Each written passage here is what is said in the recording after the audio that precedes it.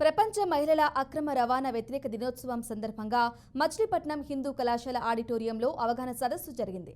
ఈ కార్యక్రమంలో ముఖ్య అతిథులుగా మంత్రి కొల్లు రవీంద్ర, కృష్ణా జిల్లా న్యాయ సేవా సాధికార సంస్థ సీనియర్ సివిల్ జడ్జి రామకృష్ణయ్య పాల్గొన్నారు.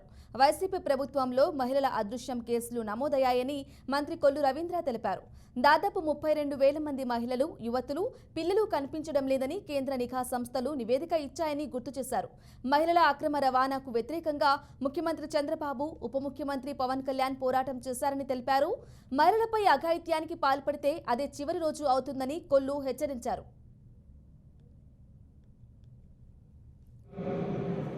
లేచింది నిద్ర లేచింది మహిళా లోకమని ఆ రోజు చెప్పడమే కాదు, ఆయన ముఖ్యమంత్రి అయిన తర్వాత ఫస్ట్ టైం మహిళా యూనివర్సిటీ మహిళల కోసం తిరుపతిలో పెట్టినటువంటి ఫస్ట్ ముఖ్యమంత్రి ఆనాడు ఎన్టీ రామారావు గారు.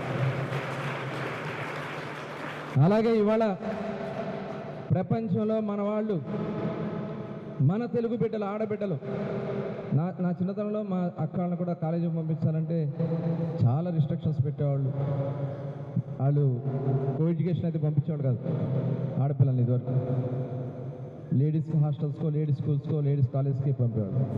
కానీ ఇవాళ మనకి ఎక్కువ స్వేచ్ఛ వచ్చింది. ఆ వచ్చినటువంటి స్వేచ్ఛలో మగవాళ్ళని మించి మనం ఆడబిడ్డలు ఉన్నతమైన స్థానాలకు వస్తారు. దానికోసమే ఆనాడు నారా చంద్రబాబు నాయుడు గారు సాఫ్ట్వేర్ విప్లవం. ఇవాళ ప్రపంచంలో ఏ దేశంకి వెళ్ళినా మన తెలుగు వాళ్ళు ఉంటున్నారు, అందులో ఆడపిల్లలు ఉంటున్నారంటే దానికి కారణం నారా చంద్రబాబు నాయుడు గారు అనే విషయాన్ని కూడా ఈ సమయంలో గుర్తు చేస్తారు.